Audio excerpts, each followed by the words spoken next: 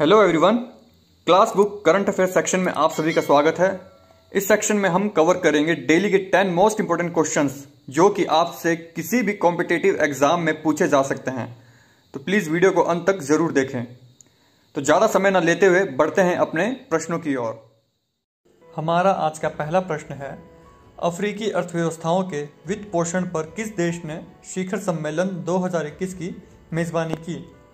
इसका सही आंसर है ए, फ्रांस। यह शिखर सम्मेलन फ्रांस के पेरिस शहर में आयोजित किया गया, जिसका मुख्य उद्देश्य कोविड-19 की वजह से अफ्रीकी देशों की प्रभावित होती अर्थव्यवस्था को सुचारू करने के लिए वित्तीय संसाधन उपलब्ध करवाना था। इस शिखर सम्मेलन में भारत का प्रतिनिधित्व वी मुरलीधरन जी ने किया, जो कि भारत के minister of state for external affairs के पद पर हैं। फ्रांस की कैपिटल है पेरिस, यहाँ के प्रेसिडेंट है इमैनुअल मैक्रोन और फ्रांस की करेंसी है यूरो। आज का दूसरा प्रश्न है, कोरोना महामारी से मुकाबला करने के लिए किस शिक्षा बोर्ड ने यंग वॉरियर कैंपेन में जुड़ने का आह्वान किया है? इसका सही आंसर है बी, CBSE। यह कैंपेन यूनिसेफ के द्वारा चलाया गया है, जिसका उद्देश्य कोविड के खिलाफ युवाओं को तैयार करना है ताकि वह अपने और अपने परिवार और आसपास के लोगों को कोविड के प्रति जागरूक करके उन्हें कोविड से बचा सके। इस आंदोलन में 10 से 30 वर्ष की आयु के स्टूडेंट एंड लेक्चरर शामिल हो सकते हैं, जो दूसरों को भी इस जागरूकता अभियान में शामिल होने के लिए प्रेरित करेंगे। इस आंदोलन से जुड़ने वाले युवकों को यंग वॉरियर का सर्टिफिकेट दिया जाएगा। यूनिसेफ की फुल फॉर्म है United nation international children emergency fund, जिसकी स्थापना 11 दिसंबर 1946 को की गई थी, जिसका उद्देश्य उन सभी देशों के बच्चों और माताओं को खाने और स्वास्थ्य संबंधी सुविधाएं प्रदान करना था, जिनका सेकेंड वर्ल्ड वॉर में घर तथा आवास बिल्कुल तहस नहस हो गया था। इसका हेडक्वार्टर अमेरिका के न्यूयॉर्क सिटी में है। बात की जाए CBSE की, तो इसका फुल फॉर्म है central board of secondary education. इसका हेडक्वार्टर है दिल्ली में और इसके चेयरमैन है मनोज आहूजा। आज का तीसरा प्रश्न है, हाल ही में किसने 2020 का इंडियन अचीवर फोरम द्वारा सुपर प्रतिष्ठित ग्लोरी ऑफ इंडिया अवार्ड जीता है? इसका सही आंसर है डी, खुशाल कौशिक। खुशाल कौशिक लिसियंथस टेक के फाउंडर और CEO है, जो कि एक IT सिक्योरिटी सर्विस प्रोवाइड करवाने वाली कंपनी है। बात की जाए इंडियन अचीवर फोरम द्वारा दिए जाने वाले सुपर प्रतिष्ठित ग्लोरी ऑफ इंडिया अवार्ड की, तो यह पुरस्कार विभिन्न क्षेत्रों और वर्गों में पेशेवरों और दिग्गजों को उनकी उपलब्धियों के माध्यम से उनकी उत्कृष्टता, योग्यता और देश के विकास को बढ़ावा देने के लिए दिया जाता है। खुशाल कौशिक ने वैश्विक साइबर सुरक्षा मंच पर भारत की उपस्थिति दर्ज करवाई है। उनकी इसी उपलब्धि के कारण उन्हें इस सम्मान से नवाजा गया है।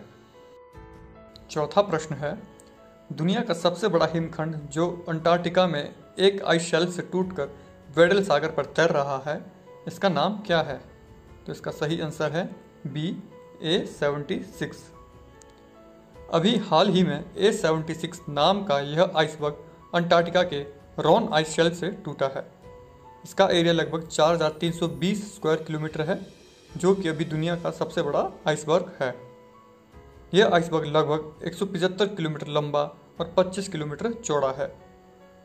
इससे पहले A23 नाम का 3880 स्क्वायर किलोमीटर वाला आइसबर्ग सबसे बड़ा आइसबर्ग था, जो कि इसी एरिया में 1986 से है। बात की जाए अंटार्कटिका की, तो यह दक्षिणी गोलार्ध में बर्फ से ढका एक लैंड मास है और यह धरती पर पाए जाने वाले 7 महाद्वीपों में से 5वां सबसे बड़ा महाद्वीप है। आज का 5वां प्रश्न है, भारतीय रिजर्व बैंक ने आकस्मिक जोखिम बफर को मई 2021 में कितने प्रतिशत पर बनाए रखने का निर्णय लिया है? इसका सही आंसर है डी, 5.50। आकस्मिक जोखिम बफर यानी कि CRB कॉन्टीजेंसी रिस्क बफर, जो कि RBI की आर्थिक पूंजी का एक घटक है, जो इसकी मौद्रिक और वित्तीय स्थिरता, ऋण और परिचालन जोखिम को कवर करने के लिए RBI द्वारा अपने पास रखा जाता है। इसी दौरान RBI ने केंद्र सरकार को 99,122 करोड़ रुपए का अधिशेष हस्तांतरित करने का निर्णय भी लिया है। RBI के गवर्नर है शक्तिकांत दास। इसका हेडक्वार्टर है मुंबई और इसकी स्थापना हुई थी 1 अप्रैल 1935 में। आज का छठा प्रश्न है, हेयांग 2D उपग्रह को ले जाने वाला लॉन्ग मार्च 4B रॉकेट हाल ही में निम्नलिखित में से किस देश ने लॉन्च किया? इसका सही आंसर है ए, चीन। यह हेयांग 2D उपग्रह हर मौसम में समुद्री पर्यावरण पर निगरानी रखने वाली प्रणाली के तहत एक नया उपग्रह है जो कि समुद्री आपदाओं की समय पूर्व चेतावनी देगा। यह उपग्रह उत्तर पश्चिमी चीन में ज्यूक्वान उपग्रह प्रक्षेपण केंद्र से लॉन्च किया गया है और इसे लॉन्ग मार्च 4B रॉकेट द्वारा लॉन्च किया गया है।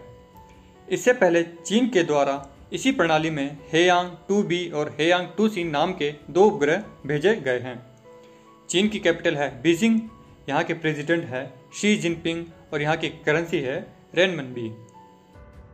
हमारा आज का 7वां प्रश्न है, सौर पीवी खंड द्वारा प्रभावशाली प्रदर्शन पर EY के अक्षय ऊर्जा देश आकर्षण सूचकांक में भारत का स्थान क्या था?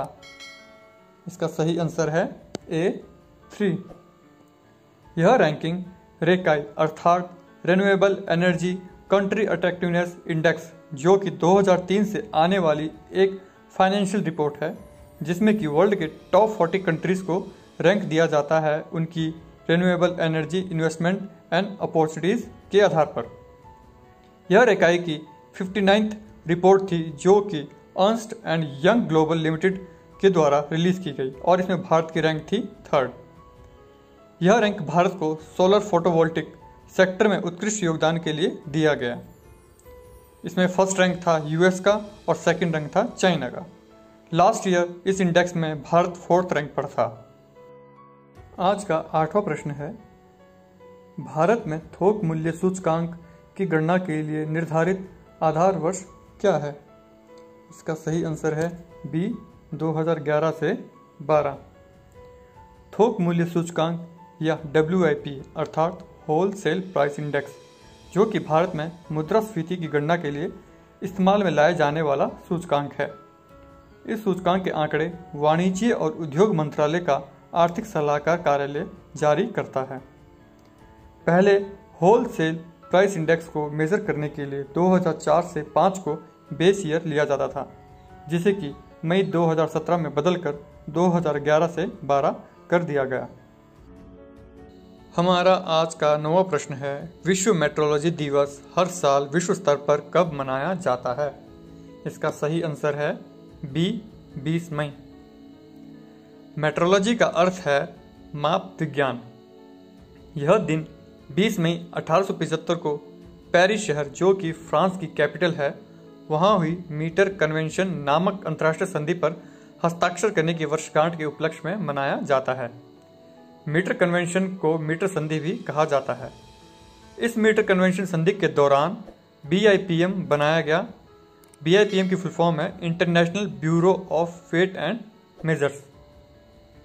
International bureau of weight and measures एक अंतर्राष्ट्रीय संगठन है जो chemistry, physical metrology, ionising, radiation and coordinate universal time जैसे 4 क्षेत्रों में मानक माप के लिए कार्य करता है। इसका हेडक्वार्टर फ्रांस के सेंट क्लाउड में है। इस वर्ष 2021 वर्ल्ड मेट्रोलॉजी डे की थीम है मेजरमेंट फॉर हेल्थ। हमारा आज का 10वां और अंतिम प्रश्न है, निम्नलिखित में से किस राज्य ने हाल ही में विधान परिषद के गठन को मंजूरी दी है? इसका सही आंसर है A, पश्चिम बंगाल। पश्चिम बंगाल के मुख्यमंत्री ममता बनर्जी की कैबिनेट ने इसकी मंजूरी दे दी है जिसे कि अब बिल के रूप में राज्यपाल जगदीप धनखड़ जी के पास भेजा जाएगा। इसके बाद बिल को जरूरी मंजूरी के लिए विधानसभा में पारित करा के राज्य सरकार संसद की मंजूरी के लिए इसे केंद्र सरकार को भेजेगी। आपको बता दें कि पश्चिम बंगाल में वर्ष 1969 में विधानसभा और विधान परिषद दोनों सदन थे और साल 1969 में विधान परिषद को भंग कर दिया गया था। पूरे भारत में इस समय केवल 6 राज्य ऐसे हैं जिनमें विधानसभा और विधान परिषद दोनों सदन मौजूद है और ये राज्य है बिहार, उत्तर प्रदेश, महाराष्ट्र, कर्नाटका, तेलंगाना और आंध्र प्रदेश। ओके गाइस, हमारी तरफ से आज के लिए बस इतना ही। होप वीडियो आपको पसंद आया होगा अगर आपको वीडियो पसंद आया प्लीज वीडियो को लाइक करें, ज्यादा से ज्यादा शेयर करें ताकि जरूरतमंद तक पहुंच सके। साथ साथ चैनल को सब्सक्राइब करना ना भूलें, बेल आइकन को जरूर प्रेस करें ताकि जब भी हम कोई लेटेस्ट वीडियो बनाएं उसका नोटिफिकेशन आप तक सबसे पहले पहुंच सके। लास्ट में आप सभी का धन्यवाद। जल्द ही मिलेंगे आपसे अपनी नेक्स्ट वीडियो में।